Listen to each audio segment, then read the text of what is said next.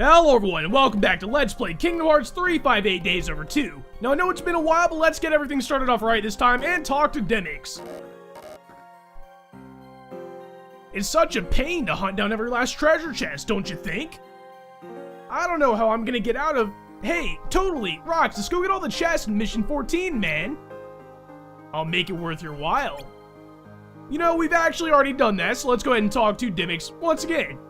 Oh, you got all the chests. Just between us guys, I hear some chests contain rare stuff. You should grab them, you know, if you care. Here you go, buddy, as promised. You know, I don't specifically care too much about getting the chest, but if we get rewarded like that, I think I'll continue to collect them all. Zigbar, on the other hand, well, good morning, sunshine. During your beauty nap, we found out the whole CO team is toast. Well, you know, that's just very blunt. Maybe Syax over here will have a little bit something nicer to say. I kinda doubt that, though. You're awake. Did you ever find out what happened at Castle Oblivion? We're looking into what befell them. Them? How many? You still don't know? What I know is that I don't owe you any explanations. Now get to work. You'll be on your own for a while. Wherever our other members are, they're certainly not here to help. Still not a big fan of Syax, actually. You know, I seem to say that about every single organization member at one point or another, but some of them come back around. Anyway, I'm gonna go ahead and go on this mission here to collect all of the Organization Emblems, the epitome of fetch quests. This is one reason I don't like these types of missions and these little... I guess we're gonna get another tutorial here. I thought we were done with that. Basically, we have to collect these emblems before the rings around them disappear. And that is kind of a big deal and kind of hard, because to get the rings to appear in the first place, you have to defeat a Heartless, or you have to collect an emblem to make the rings around other emblems appear again. It's kind of weird, and I will explain that when we actually get there. But anyway, of course, we have a couple of treasure chests here we need to collect, and over here we have a Unity badge, which I think we might have mentioned this at the end of the last episode. It's been quite a while, like I said, so I don't exactly remember. But the Unity badges are things you can find in pretty much every mission that will allow you to do that mission in mission mode. But anyway, we're gonna come up here and grab this emblem right here, this Organization Emblem, and they start off with rings around them. However, if you let the rings go down, the only way to get rings to appear again is to defeat Heartless, like I was saying. Now, this is, like I was saying before, the epitome of a fetch quest. So I think what I'm going to go ahead and do is speed this up until I get to the hard part. There's one specific emblem, and you don't want to collect these. Actually, I don't remember if I mentioned this or not. What happens if you collect them without the rings? If you accidentally collect one and it doesn't have a ring, you will be unable to collect or to finish the secondary objective. But anyway, let me go ahead and speed this up, like I was saying, and I will get to that harder part I was talking about, and we'll get this mission done very quickly.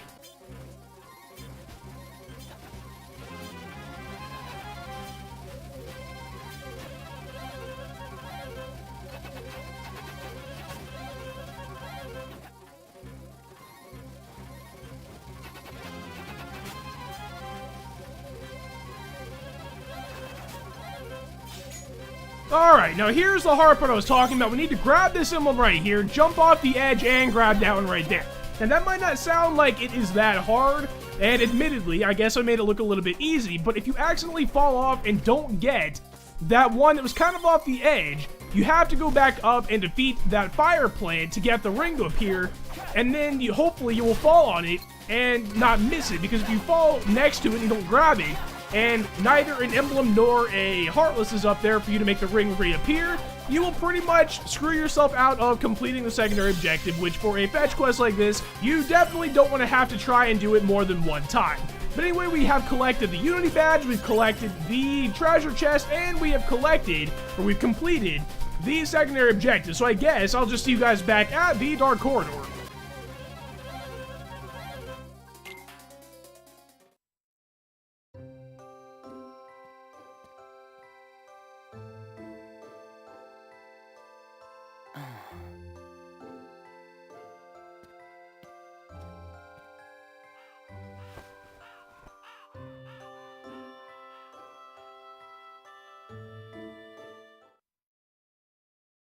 Roxas finally wakes up from his coma, and no one's even here to be his friend on top of the clock tower, but here's the Unity badge. You know, I was telling you about this before. But anyway, that is pretty much all I wanted to point out here in the mission review, so let's go ahead and get started with day 52.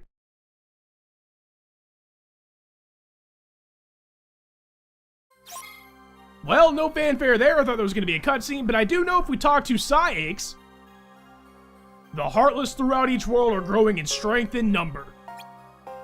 Take this. It should serve you well.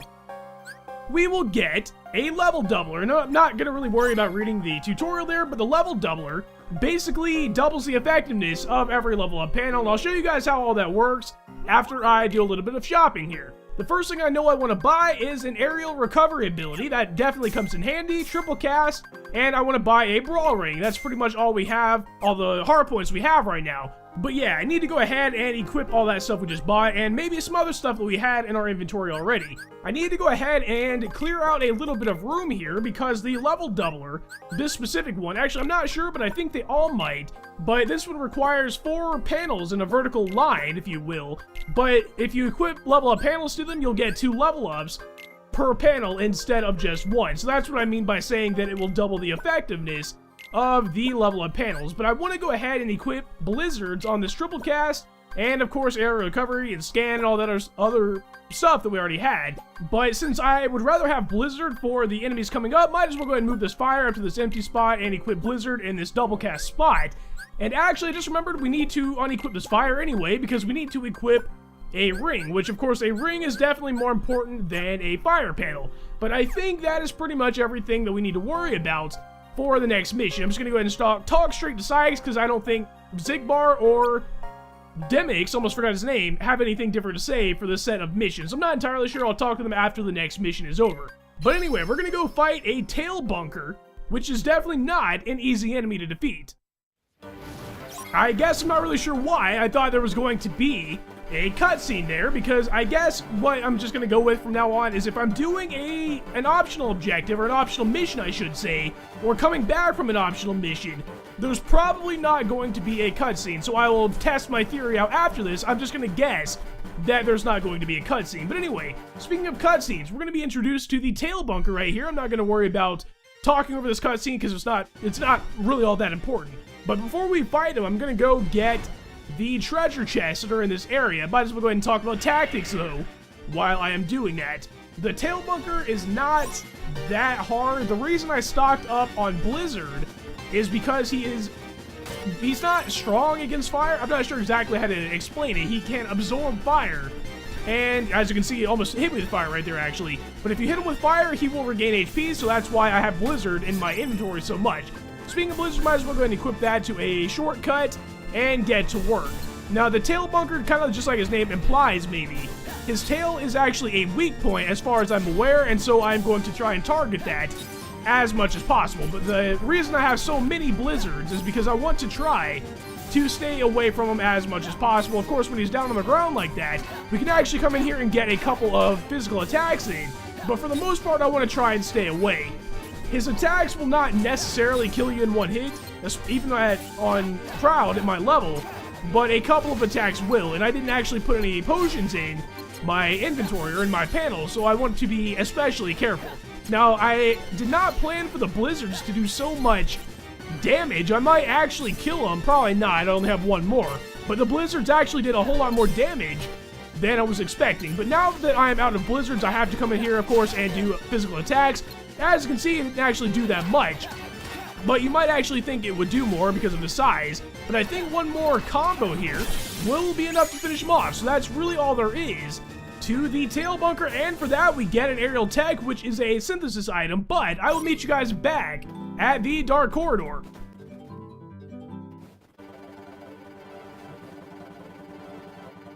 You know, actually, I just remembered that I did not pick up the Unity badge, so it's lucky that I happened to see that when I came back in. It was actually over there on the right of the Dark Corridor when we came in, and I didn't actually see it. But I don't think we're going to get a cutscene here. My theory seems to be correct. Anyway, I don't think we really got anything important here other than the fact that our stuff got doubled, so I guess that's good, and that's because of the mission bonus gauge that we learned about in the last episode. The reason I'm still talking here is because I'm banking on the fact that there's not going to be a cutscene, And I was right, so I guess you only really get cutscenes if you're doing mandatory objectives, but like I said, I want to go ahead and talk to ReMIX. Hey, you hear what happened over at the other castle? I sure dodged a bullet there, and it's all thanks to being super lazy. Yeah, I guess that's my philosophy in life, just be super lazy and good things will happen, I guess. That's what we can learn from ReMIX. But anyway, we have one more secondary mission to complete, and this one is to defeat deserters, which I seem to remember doing this exact same mission in Twilight Town. So I will go ahead and speed this up and meet you guys back at the Dark Corridor.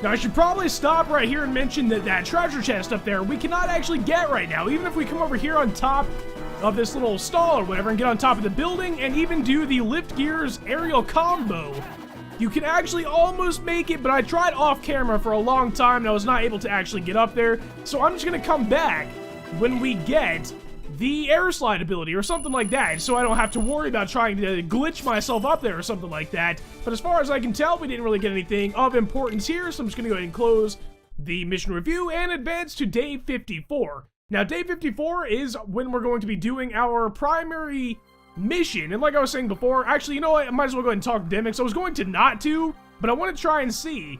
Yeah, he has exactly the same dialogue he had last time. That's what I wanted to test out. But yeah, there are primary missions and secondary missions, or optional missions, I guess. We're going to go ahead and do our only mandatory mission of this set. So I hope you guys enjoy this, and we're going to, I know for a fact, get a little bit of exposition here.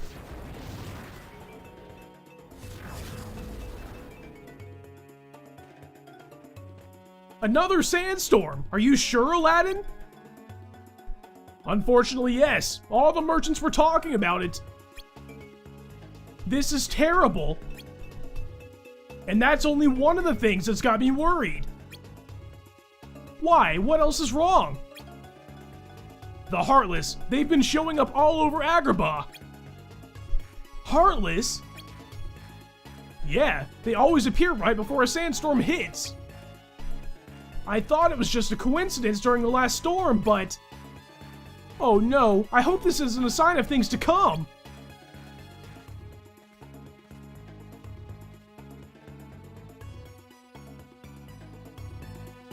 Now, as Zigbar reasoned in the last episode, it's probably not a coincidence, and I don't know how I didn't grab that treasure chest, but in that treasure chest we get a loaded gear, which I'm probably not ever going to use once again. It's just an upgraded form of the loaded gear that we already have, but that's a loaded gear plus, which means we can attach panels to it, which we can attach like ability panels or strength panels or whatever they're called and make it stronger. But I am not a big fan of the magic in this game as far as relying on it, so I'm not really going to worry about it. But this mission, as I'm sitting here using a lot of magic, is all about taking out the fire plants, and there are 7 of these that we have to worry about.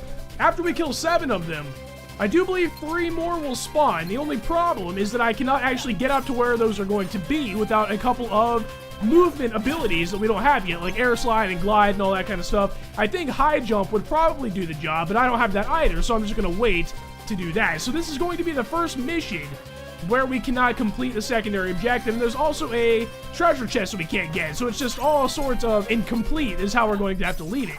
But this fire plant right here is the last of the easy fire plants, so we're going to have to defeat. There are 2 or 3, I believe 3 more that we're going to have to defeat, and they're all in the Agrabah gate area. The problem is now, if the cutscene would load, I could make this a little more dramatic. This thing right here will spawn back here. This is a book, a Barrier Master, I think is the name of it. The Barrier Master will make these fire plants pretty much invincible, so we have to take out the Barrier Master first, which is the reason I don't really like this too much. I like the concept, and it's not like the first time it's been done in Kingdom Hearts or any other game for that matter. He has so much HP. It's not like I don't already know that I have to take out the Barrier Master, so it's not like a puzzle that I have to try and solve over a course of time or something like that. I know I have to defeat this Barrier Master, and for some reason he has like 3 bars of HP, which I think is a little bit of overkill, but I guess what I might as well do, since it's literally just this for the rest of the mission, I will go ahead and take out the Barrier Master, the rest of the 3 fire plants, grab the last 2 treasure chests that I can get, and the Unity badge, and meet you guys back at the Dark Corridor. I know I'm kind of speeding up a lot in this episode, but these are very fluff-based missions, which I think I might have asked this before, and you guys kind of said that you would rather me sort of edit this stuff down. So this is what I'm going to do. Let me know what you guys think. I will meet you guys back at the Dark Corridor.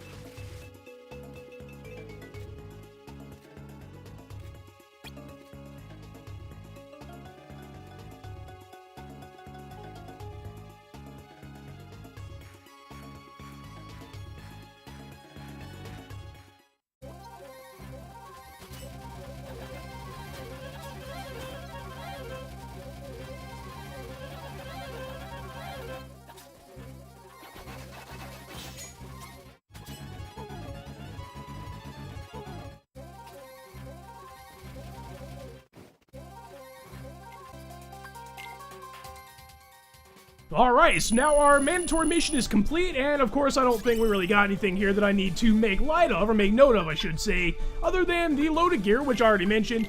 Anyway, if my theory holds, we should be getting a cutscene here.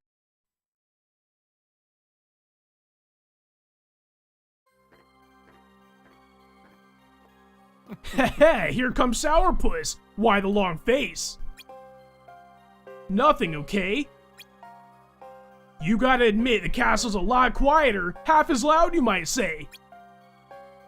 But I could get used to a smaller, more tightly knit group. How about you?